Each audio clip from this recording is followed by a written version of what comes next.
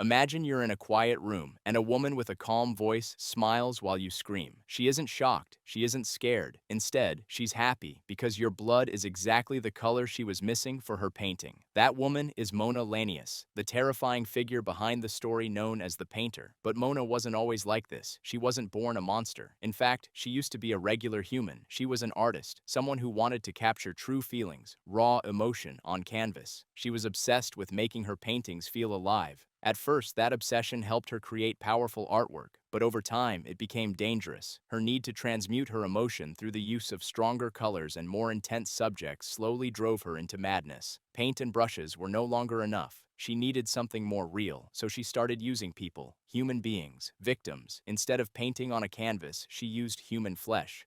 Their bodies became her brushes, and their final screams were the emotions she wanted to capture. She didn't just kill people. She turned them into her art. What makes Mona so scary is how she acts. She doesn't run after people. She doesn't scream or attack out of nowhere. Instead, she speaks softly, like a friendly museum guide.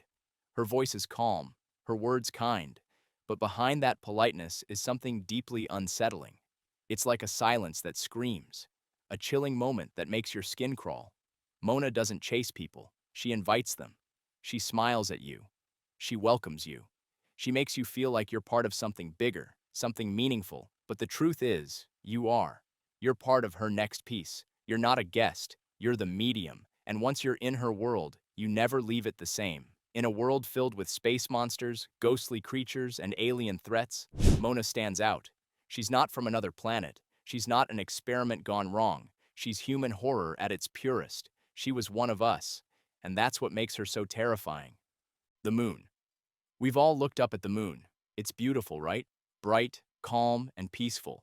But in the world of Local 58, the moon isn't just a rock in space. It's watching, calling, dangerous. This horror series turns a local TV station into a vessel for something sinister. The moon sends messages through hijacked broadcasts and fake public service announcements, commands disguised as warnings. In this world, the moon isn't passive. It controls, it manipulates, and it wants you to look up. One message was simple, but terrifying. Do not look at the moon. That's it. Just a warning. But of course, people don't listen. They look anyway. And once they do, something strange happens. There are stories of people walking outside in the middle of the night, completely silent. They don't speak. They don't respond. They just stare up at the sky. Their eyes are locked on the glowing moon. They walk toward it, toward whatever is waiting. In one creepy video, a man is driving through a forest at night. You can hear screams far away. The moon hangs low and bright, almost too bright.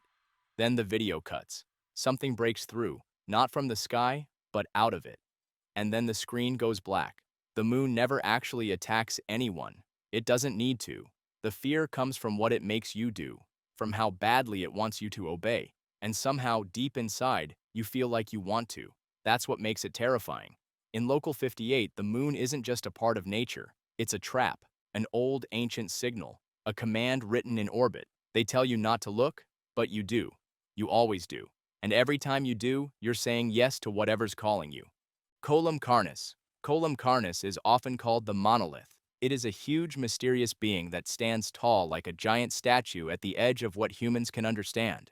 This creature is about 120 meters tall, which is nearly as tall as a skyscraper. It has no mouth, no eyes, and no voice. Its body is made of millions of thin, red fibers twisted together. On top of its body is a strange head shaped like an upside-down triangle that is hollow inside. You might be wondering what it really is or what it wants, but don't get too close. In 1972, 7 of these giant creatures were found on a remote island in Hudson Bay. Each one stood in a special spot around a strange place called the Singularity. When they are not active, the monoliths look almost harmless. They stand silently like old guards watching over a secret that no one should discover. Just having them nearby feels wrong, like they disturb nature itself. It is as if the world is holding its breath, waiting for something terrible to happen. Then, something shocking did happen, once and only once. The monoliths moved. Colum Carnis showed its terrifying power. Its long tendrils, like arms made of those red fibers, lashed out like whips. These were so strong they could knock down heavy machines. From the hollow space in its head, Colum Carnis sent out powerful electromagnetic pulses. These blasts fried helicopters in the air and stopped whole groups of soldiers in seconds. Rockets and big guns could not hurt it, and if it was damaged, it quickly healed itself. After causing destruction and fear, the monoliths quietly returned to their places and stopped moving. They left behind only burned land and many questions. Some secrets, it seems, are better left alone, and some places are better left unexplored. The alternates. Now let's talk about something that lives closer to home, something that looks like you, but isn't. These are the alternates, from the Mandela catalog. They don't wear strange masks. They don't look like monsters. They wear your face. Alternates are not aliens or demons. They're glitches in reality. They sneak into our world by copying people. Your friend, your sister, your neighbor. At first glance, they seem normal, but there's something off, just enough to make your stomach twist. Something in the way they move, speak, or smile tells you this isn't right. One of the most famous alternates is named Caesar Torres. He didn't attack his friend with a weapon. Instead, he sent a calm video, begging for help. He said, "I'm scared, please come over." And that was enough. His friend Mark went to his house. And just like that, it was over. That's how they work. They don't scream or chase. They lie. They trick you. And the scariest part? Once you believe them, once you let them in, they win. You begin to lose yourself. Your identity starts to slip away. Alternates leave behind broken homes and broken minds. After they arrive, nothing feels safe. You can't trust your family, your friends, not even the face in your mirror. They don't just pretend to be you, they become you. And the moment you believe they're real, you're no longer who you used to be. That's what makes them so dangerous. It's not their distorted faces or creepy voices. It's the silence, the doubt, the way they twist your thoughts until you don't know what's real anymore.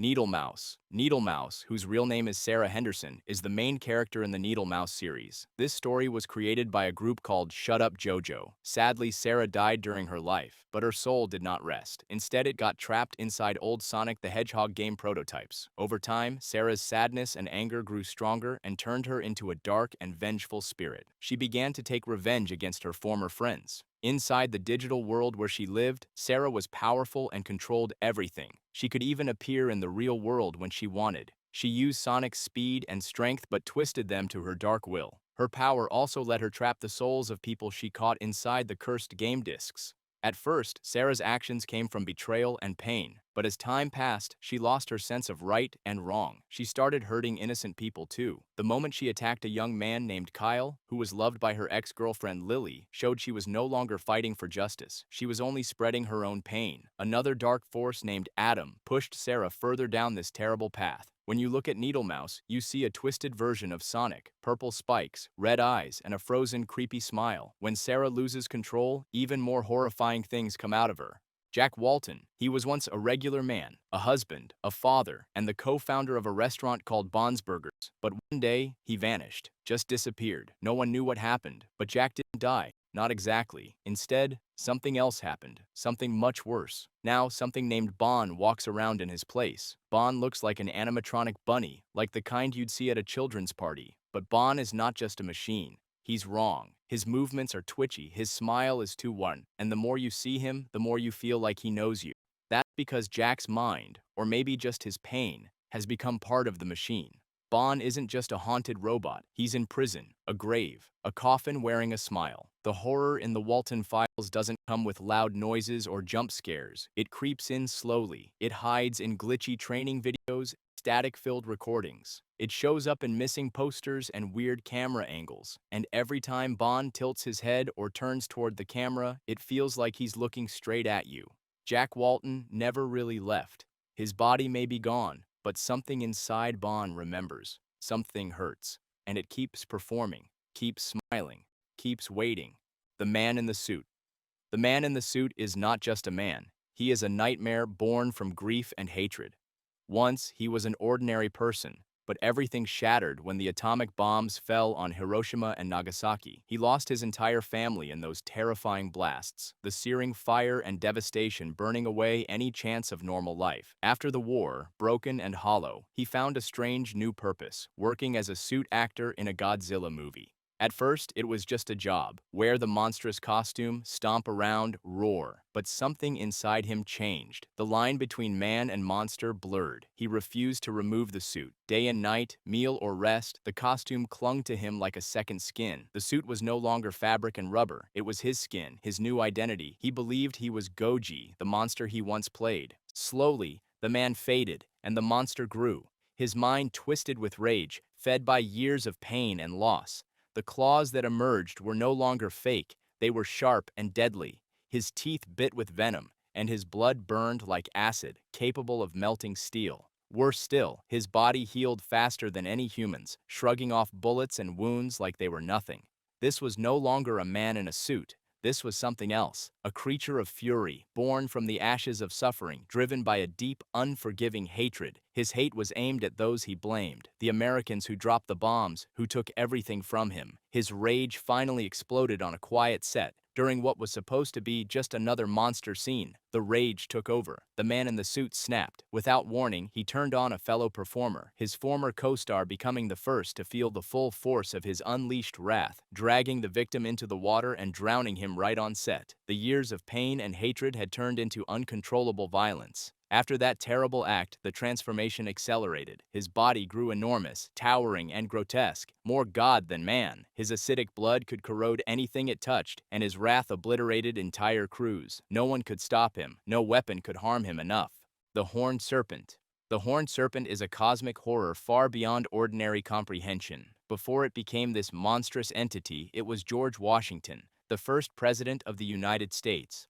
But what happened to Washington was no ordinary fate.